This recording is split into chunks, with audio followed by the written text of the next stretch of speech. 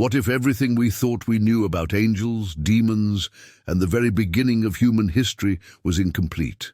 What if ancient texts, hidden away for centuries, held secrets that challenged our understanding of good and evil, and even the origins of giants on earth?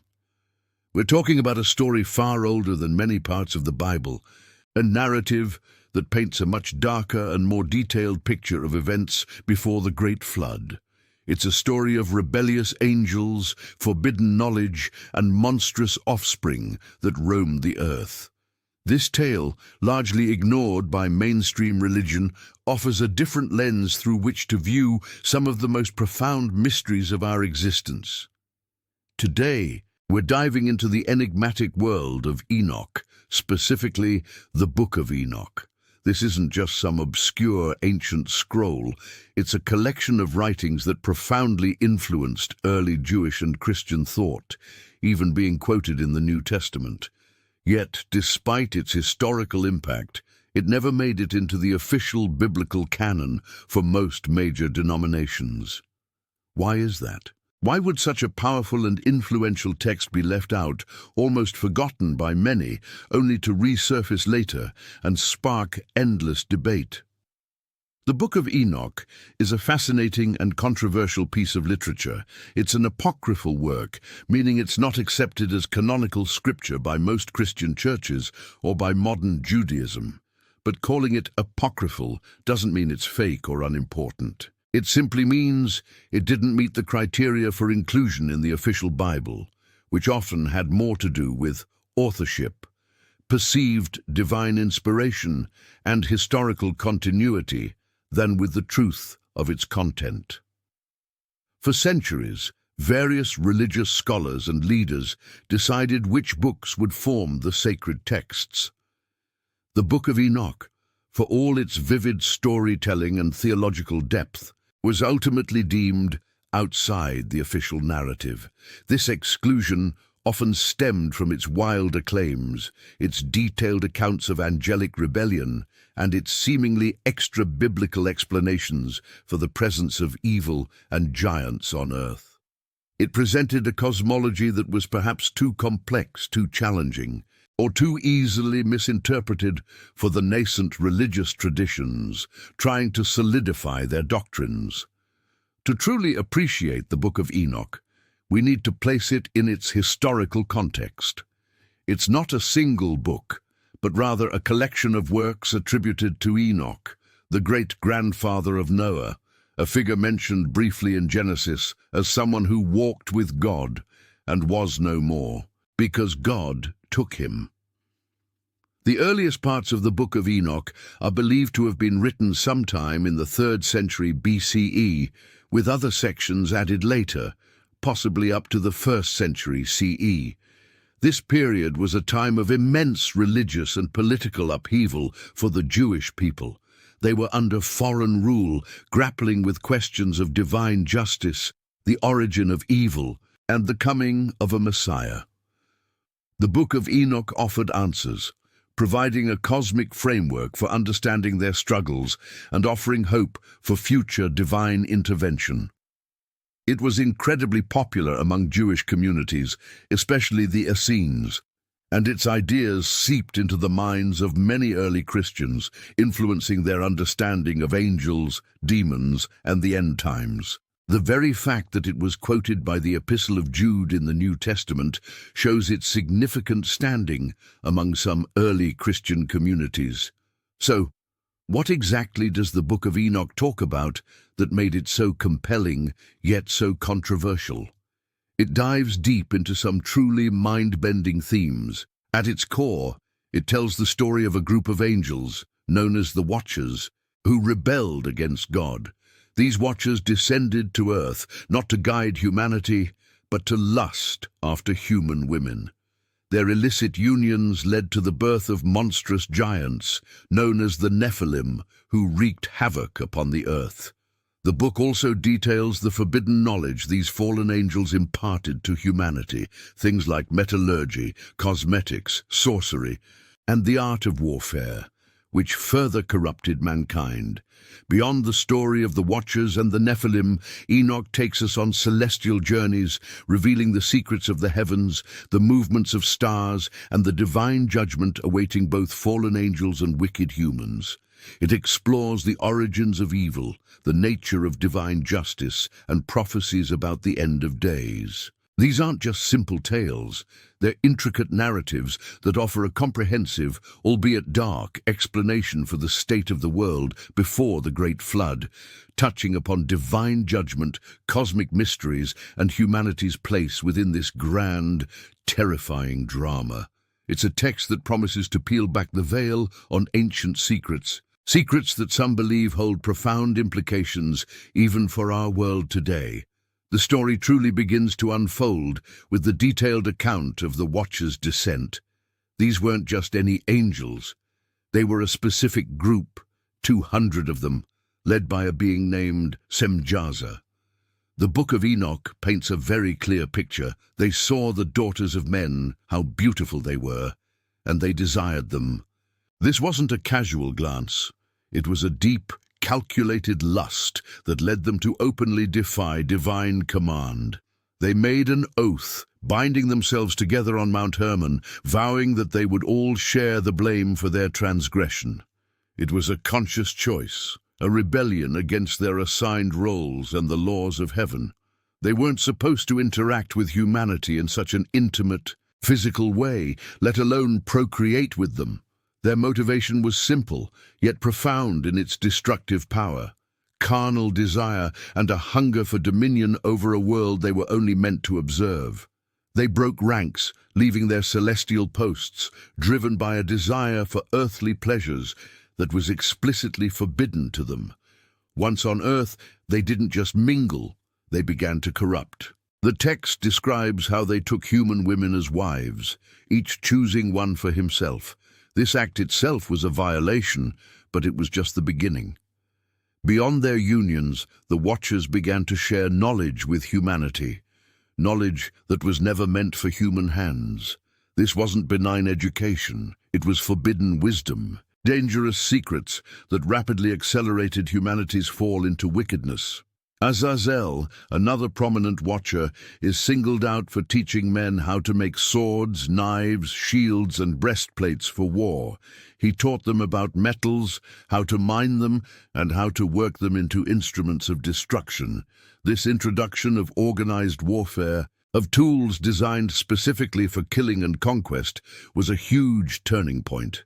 Before this, conflict might have been more rudimentary, but Azazel gave humanity the means to wage war on an unprecedented scale, leading to widespread bloodshed and violence. But the forbidden knowledge wasn't just about war. It extended into other areas that seem less overtly destructive on the surface, but were equally corrupting in the eyes of the divine. Azazel also taught women the art of making ornaments, how to beautify their eyelids with paints, and how to adorn themselves with precious stones.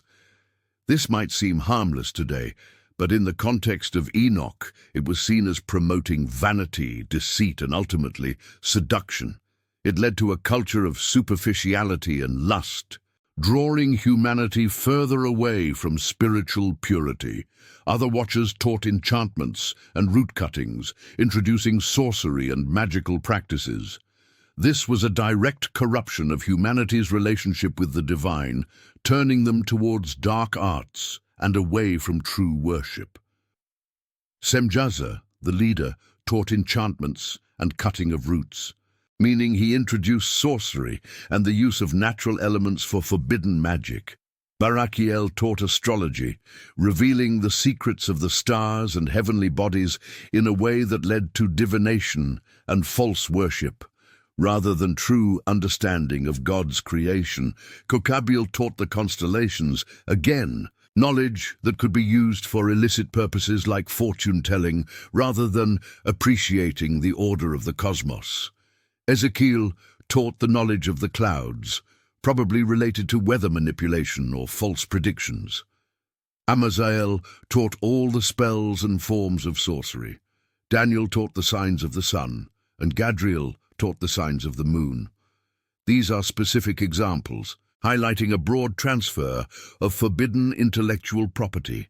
The consequences of this illicit knowledge were immediate and catastrophic. Humanity, once relatively innocent, was quickly corrupted. The Watchers' teachings didn't uplift, they ensnared. Men learned to make weapons and wage brutal wars, leading to constant strife and bloodshed across the land. Women learned to adorn themselves in ways that led to increased promiscuity and jealousy, further eroding moral boundaries. The practice of sorcery and divination pulled people away from any direct, pure connection with the divine, replacing it with superstition and dark rituals. The earth itself groaned under the weight of this corruption. The Book of Enoch describes how humanity became utterly depraved, filled with unrighteousness, violence, and all manner of sin. The forbidden knowledge didn't just add to existing problems, it amplified them, pushing humanity to a point of no return. The world became a place of chaos and injustice. People were consumed by their own desires, driven by the new tools and dark wisdom given to them by the Watchers. There was no peace, no order, only increasing wickedness. The very fabric of human society began to unravel. The knowledge of metallurgy, originally intended to be a tool for construction and progress, became a means for destruction. Astrology, meant to observe the heavens, became a tool for manipulating fate. Cosmetics, meant for simple adornment, became a symbol of vanity and seduction. Everything the Watchers taught, no matter how seemingly benign, was twisted and used for ill. This widespread corruption, fueled by the fallen angels, laid the groundwork for the next, even more terrifying development, one that would truly push the earth to its breaking point and necessitate a divine response of unimaginable scale. The stage was set for the arrival of the giants, the monstrous offspring of these unholy unions, who would further plunge the world into an abyss of violence and despair. The widespread corruption, fueled by the fallen angels, laid the groundwork for the next, even more terrifying development, one that would truly push the earth to its breaking point and necessitate a divine response of unimaginable scale. The stage was set for the arrival of the giants, the monstrous offspring of these unholy unions, who would further plunge the world into an abyss of violence and despair. With the Watchers now living among humans, taking wives and teaching forbidden arts, a new kind of horror entered the world. These unions between the divine and the mortal produced a grotesque and powerful progeny, the Nephilim. The Book of Enoch describes these beings as giants, born of the Watchers and human women. They were not merely tall, they were colossal, immense in size and strength, unlike anything seen before or since. Their very existence was a perversion of the natural order, a shocking outcome of the angels' disobedience. The Nephilim were characterized by their sheer physical might. They were described as being hundreds of feet tall, utterly massive, with appetites to match. Their strength was beyond human comprehension, making them unstoppable forces of destruction. Their presence alone was enough to inspire terror and despair in the hearts of ordinary people. These giants were not gentle or benevolent. They were born of a corrupted union and inherited the rebellious nature of their angelic fathers. They were driven by insatiable hunger, not just for food but for everything. Their impact on earth was immediate and devastating. The Nephilim brought chaos and destruction wherever they went. Their enormous bodies required vast amounts of sustenance, and they quickly began to consume everything available. The Book of Enoch states, "They devoured all the produce of men. When men could no longer sustain them, the giants turned their hunger towards humanity itself. They began to eat people, preying on the very ones who had given birth to them. This was a horrifying escalation of the Watchers' initial transgression. The fathers corrupted the mothers, and the children then devoured the mothers and their brethren. The giants also drank blood, adding another layer of horror to their existence. This bloodlust, combined with their immense power, made them true monsters. They crushed, oppressed, and fought against humanity, leaving a trail of suffering and death. The earth, already groaning under the weight of human wickedness and the Watcher's forbidden knowledge, now faced the added burden of these monstrous beings. The Nephilim were not just large, they were violent and rapacious, embodying the ultimate corruption of both angelic and human nature. Their existence was a constant source of terror, turning the world into a living nightmare for the human population. Their insatiable appetites extended beyond just food and blood. They consumed resources at an alarming rate, stripping the land bare and leaving famine in their wake. Forests were cleared for their immense needs, farms were plundered, and entire communities were wiped out to satisfy their hunger. The giants were a plague upon the earth, a physical manifestation of the corruption that had seeped into every corner of existence. Their presence meant that there was no safety, no escape for humanity. They were a constant looming threat, a physical embodiment of the world's descent into utter depravity. The Book of Enoch paints a grim picture of a world overwhelmed by these beings. The cries of humanity, suffering under the oppression of the Nephilim and the wickedness taught by the Watchers, ascended to heaven. The earth itself cried out, metaphorically and perhaps literally, against the violence, injustice, and corruption that covered its surface. The very ground was defiled by the blood spilled by the giants, by the forbidden practices, and by the general unrighteousness of humanity.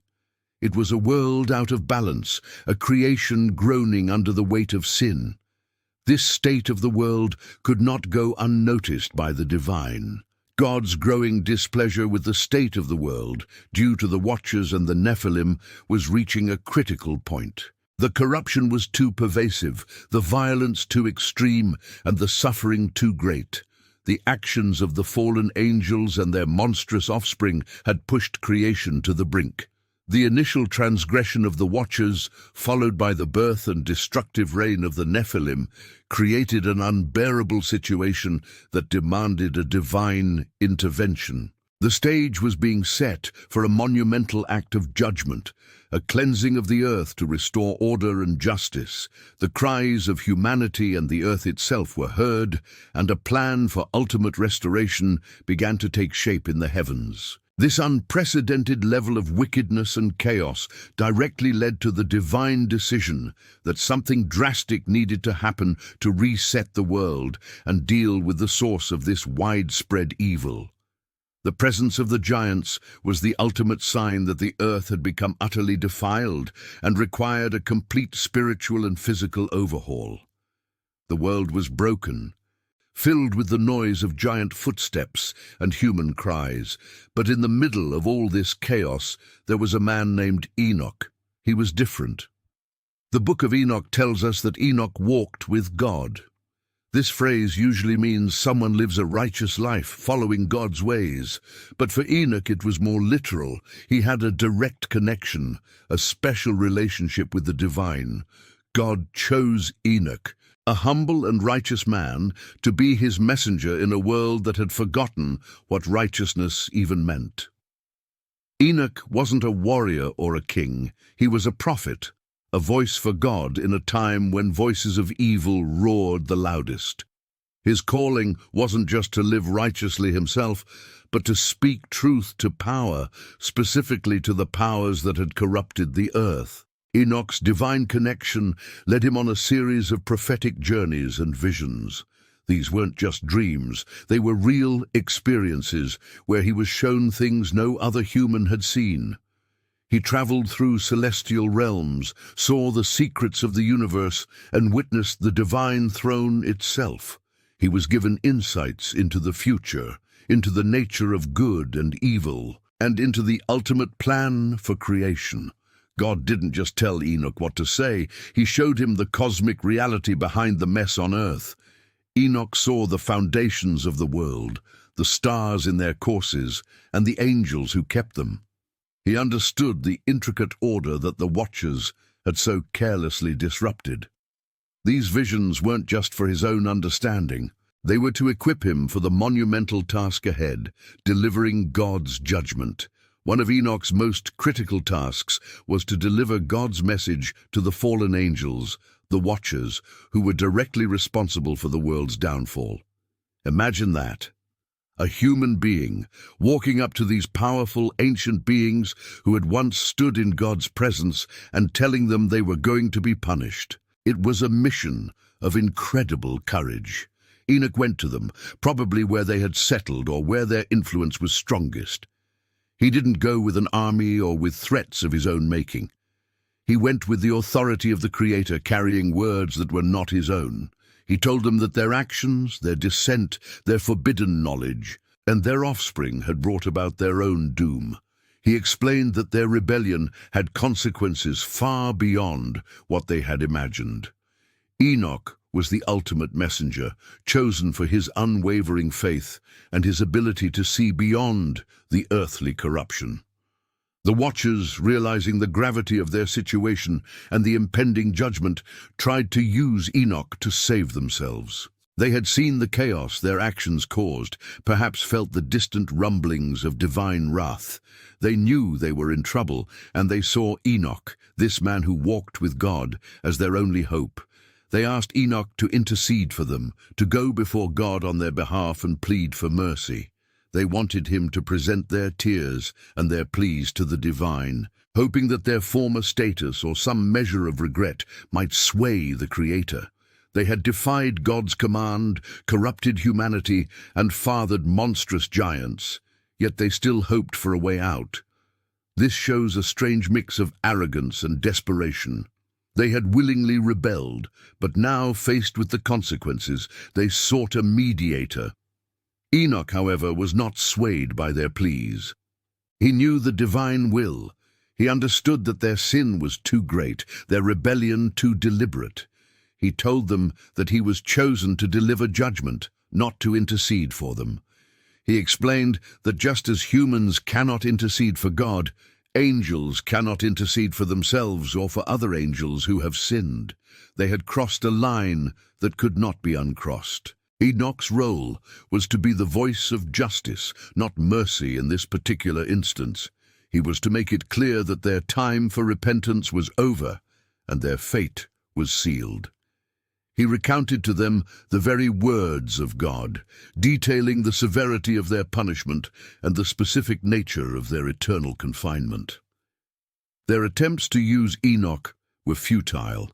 A desperate last gasp from beings who had once shone brightly but had chosen darkness. Enoch stood firm, a testament to his faithfulness and his understanding of the divine order.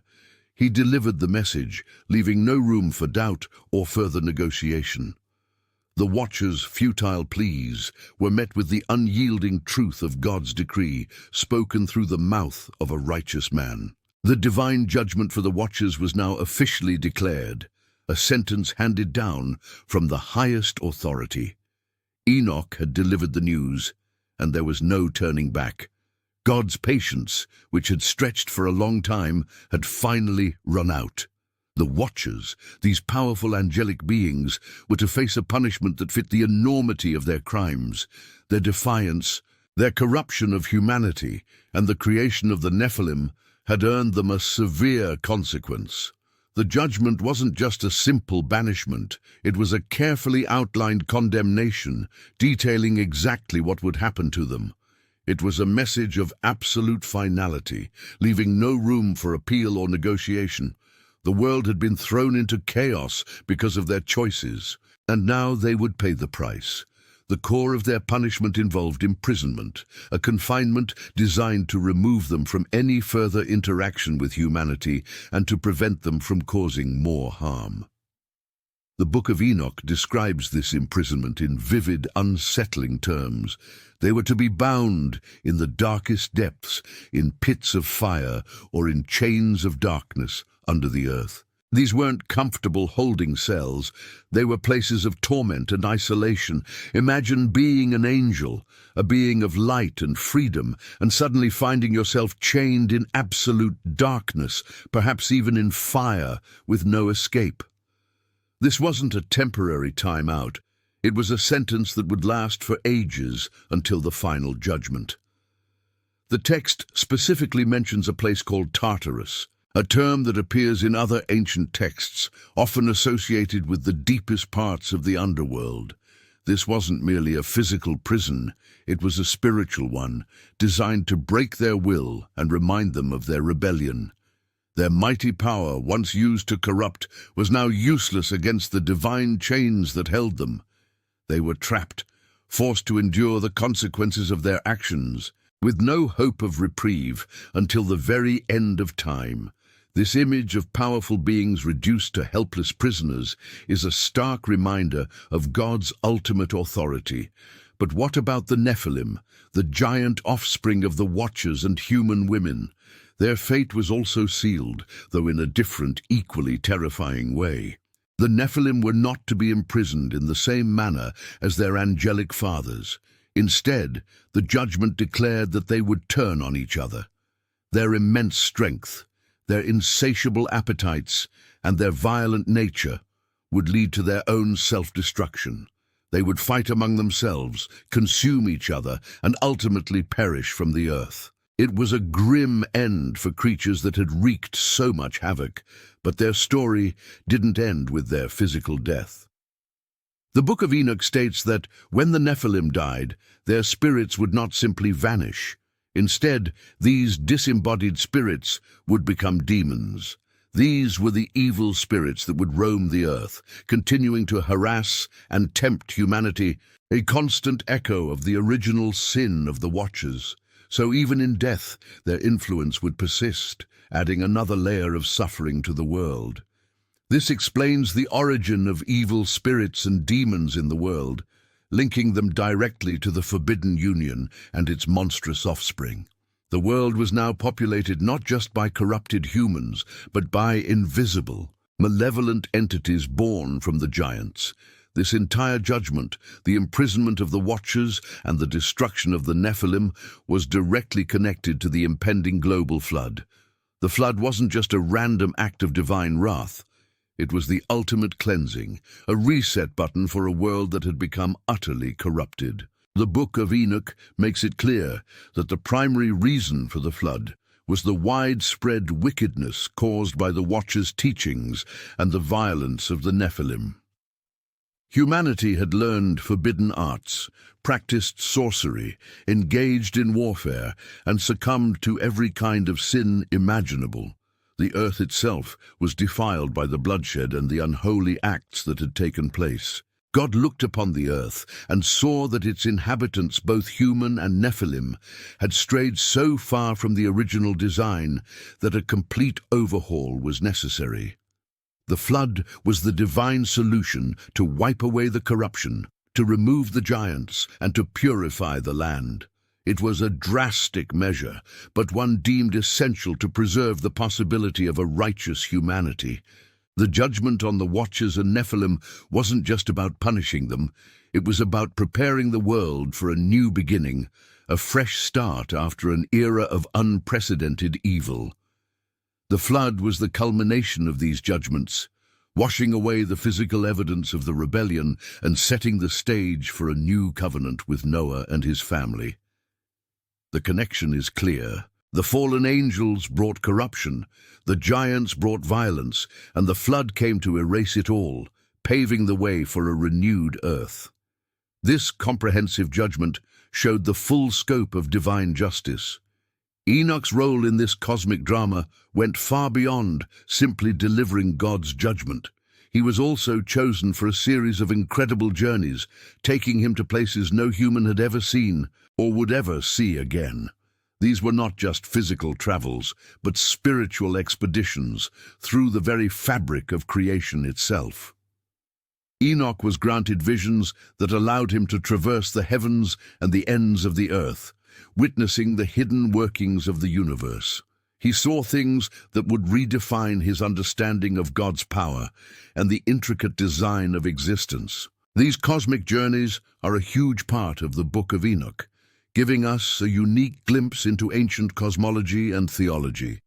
He was like a divine tour guide, shown the secrets of the cosmos to then share with humanity, though much of it would be kept hidden for a long time.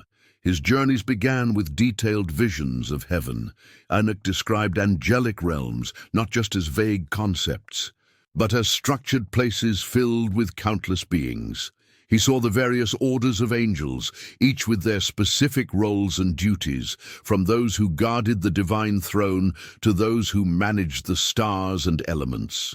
He witnessed the celestial mechanics, understanding how the sun, moon, and stars moved in perfect order, each according to God's command. He saw the great storehouses of the winds, the clouds, the snow, and the rain, learning how they were released and controlled. These were not just poetic descriptions. Enoch presented them as precise, almost scientific observations of a divine clockwork universe. He saw rivers of fire and mountains of crystal, vast expanses of light, and the dwelling places of the righteous. He even caught glimpses of the divine throne itself, a place of indescribable glory and power, surrounded by countless angels singing praises. This wasn't just a simple throne in a room, it was the very center of all creation, radiating light and authority.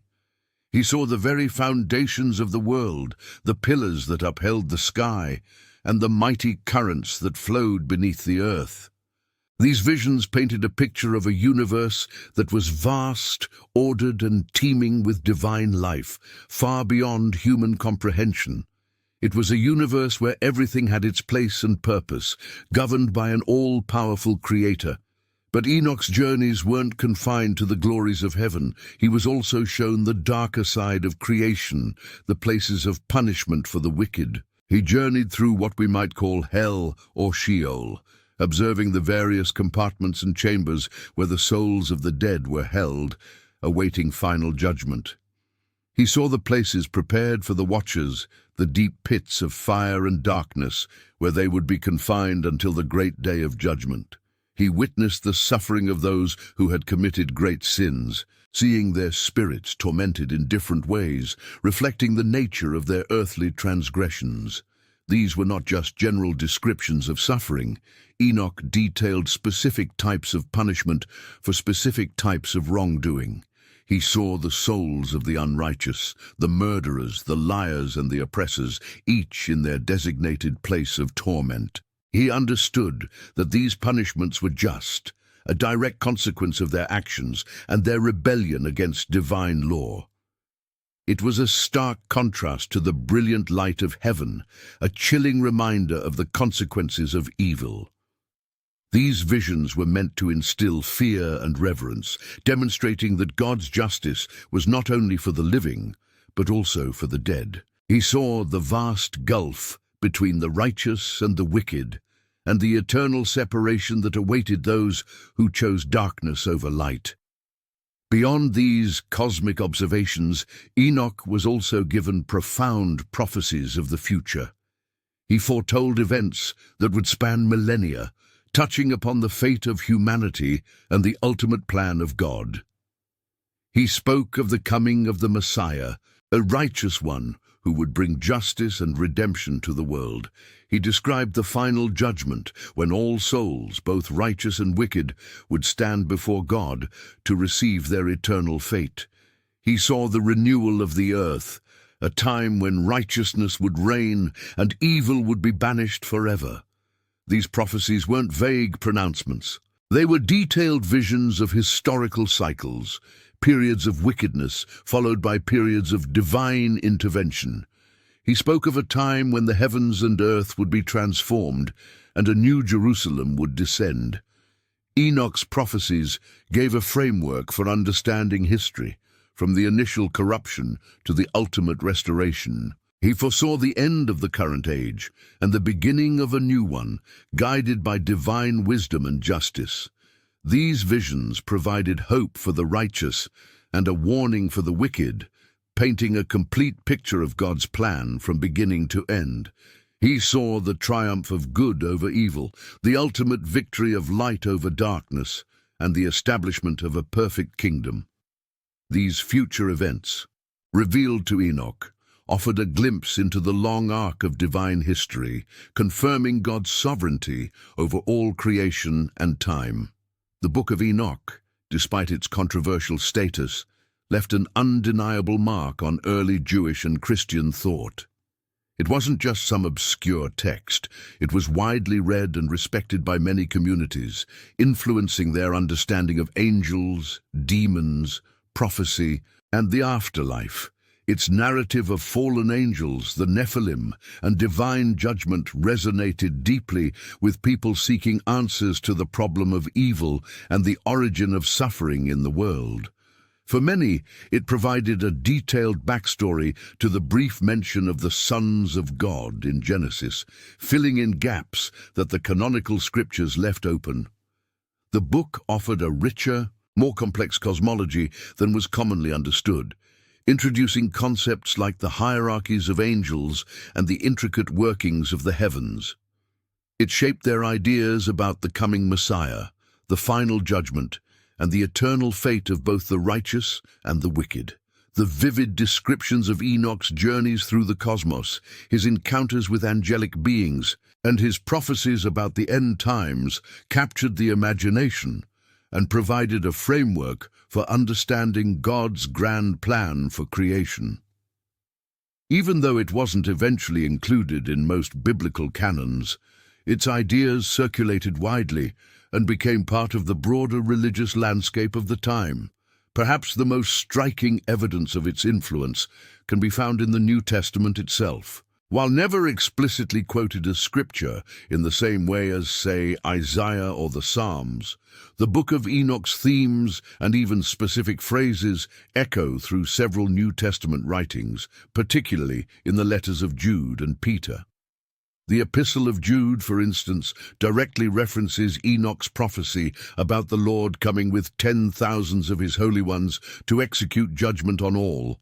This isn't just a thematic similarity, it's a direct quotation, treating Enoch's words as authoritative. This suggests that Jude, and likely his audience, held the Book of Enoch in high regard. Similarly, the second epistle of Peter speaks of angels who sinned being cast into pits of gloom to be kept for judgment, a description that aligns perfectly with Enoch's portrayal of the watcher's imprisonment. Peter also mentions Noah and the flood in a way that implies a familiarity with the broader narrative of pre-flood wickedness, including the corruption brought by the fallen angels and the Nephilim. These connections are significant because they show that early Christian writers and communities were not only aware of the Book of Enoch, but also drew upon its theological concepts and narratives to explain their own beliefs about divine justice, the nature of evil, and the ultimate triumph of good. The book provided a shared theological vocabulary and a common understanding of spiritual realities that underpinned much of early Christian thought. Despite its undeniable impact, the Book of Enoch ultimately found itself on the outside of the biblical canon for most traditions. The reasons for its exclusion are complex and varied. Over time, as the Jewish and Christian canons began to solidify, there was a growing emphasis on texts that were perceived as having a clear, direct, apostolic or prophetic lineage. The Book of Enoch, while ancient and influential, was seen by some as pseudepigraphical, meaning it was attributed to Enoch but not actually written by him. Its apocalyptic and highly speculative nature, with its detailed descriptions of angels, demons, and cosmic secrets, also made some religious leaders uneasy. They preferred texts that were more grounded in historical events and clearer theological teachings. There was also a concern about the proliferation of various apocryphal writings during that period, and a desire to establish a definitive set of sacred texts to prevent confusion and maintain doctrinal purity. While some early Christian communities, particularly in Ethiopia, continued to include it in their canon, the powerful theological centers in the West and East eventually decided against its inclusion. This decision was not a rejection of its historical value or even its potential spiritual insights, but rather a judgment about its canonical status relative to other books. It was deemed useful for instruction and inspiration, but not on the same level as the Torah, the prophets, or the Gospels. In our modern era, the Book of Enoch continues to fascinate and challenge readers from various perspectives. For historians and biblical scholars, it offers an invaluable window into the religious landscape of ancient Judaism and early Christianity.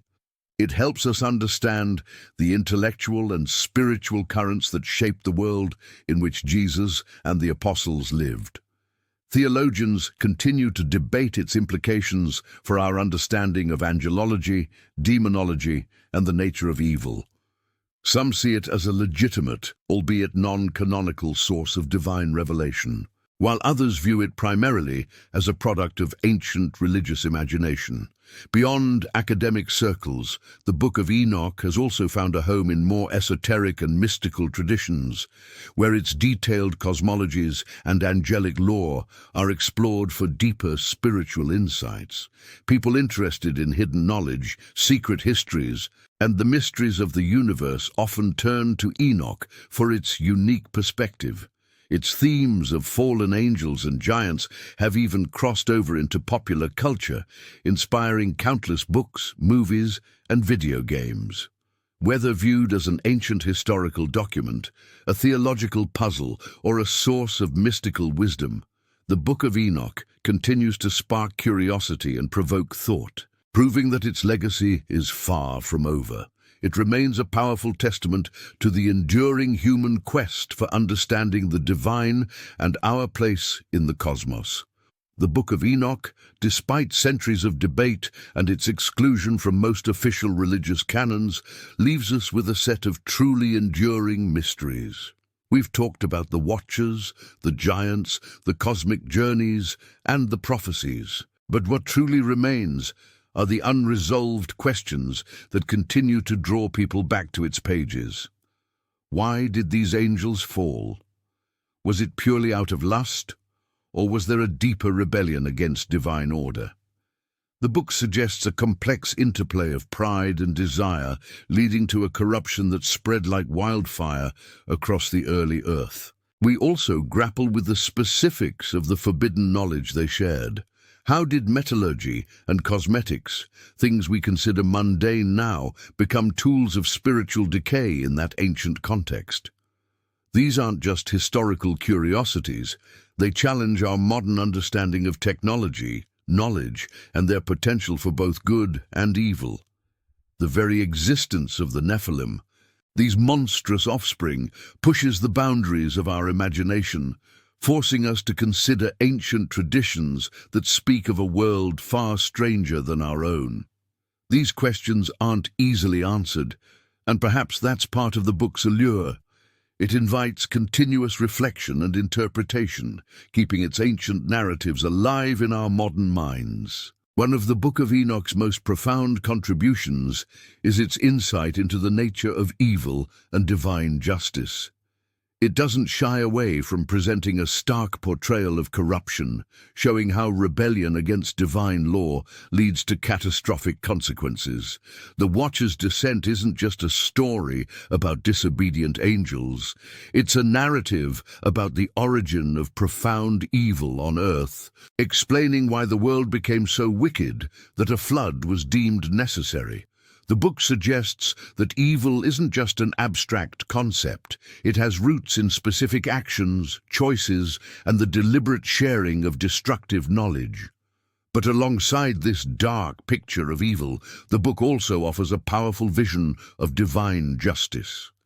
Enoch's journeys demonstrate a systematic, ordered universe where every transgression is noted and every wrong will eventually be righted.